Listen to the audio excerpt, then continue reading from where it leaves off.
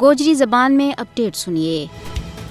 یہ سچ ہے کہ کسی بھی ظالمانہ اور جابرانہ نظام تو چھٹکارو حاصل کرنے واسطے لو کو نظرانو پیش کرنو پہ اور سرا کی فصل کپانی پہ اپنی دینی غیرت و حمیت وطن اور قوم کی خاطر دیتی ہوئی قربانی کدی ضائع نہیں ہوتی ہیں، بشرطے کہ ان قربانیاں کو تسلسل جاری رکھنے والا اور شہیدوں کا مشن کی حفاظت کرنے والا قوما کے اندر موجود ہوئے ہیں۔ 13 جولائی کو واقع کشمیر کا ان 22 سرفروشاں کی زندہ جاوید کہانی ہے جنہوں نے دینی غیرت و حمیت اور ملی جذبہ تو سرشار ہو کر سینٹرل جیل سری نگر کے سامنے اپنی جانا کو نذرانو پیش کی ہو اور تحریک آزادی کشمیر میں اپنوں لو شامل کر کے اس داستان آزادی نہ رونق بخشی۔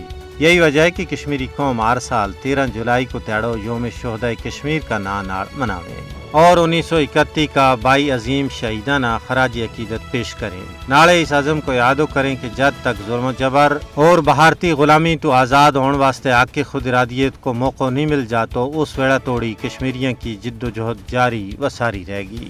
کل جماعتی حریت کانفرنس نے 13 جولائی 1931 کا شہیدان کی یاد میں آفتانہ بھارت کے زیر تسلط جموں کشمیر میں مکمل ہڑتال کی کال دیتی ہے۔ 13 جولائی کو واقع تحریک آزادی کشمیر میں سنگ میل کی حیثیت رکھا ہے۔ اس واقعہ نے تحریک آزادی کشمیر کو نقطۂ آغاز بھی کیا جائے۔ 13 جولائی ڈوگرا حکمران کے خلاف کشمیریوں کی جد و جہد کو ایک اہم موڑ تھو۔ کشمیریوں کی جد و جہد آزادی کی کہانی شہیدان کا خون نال عبارت ہے۔ کشمیری لوگ اپنا شہیدان کی قربانیاں نے کدے نہیں بھول سے۔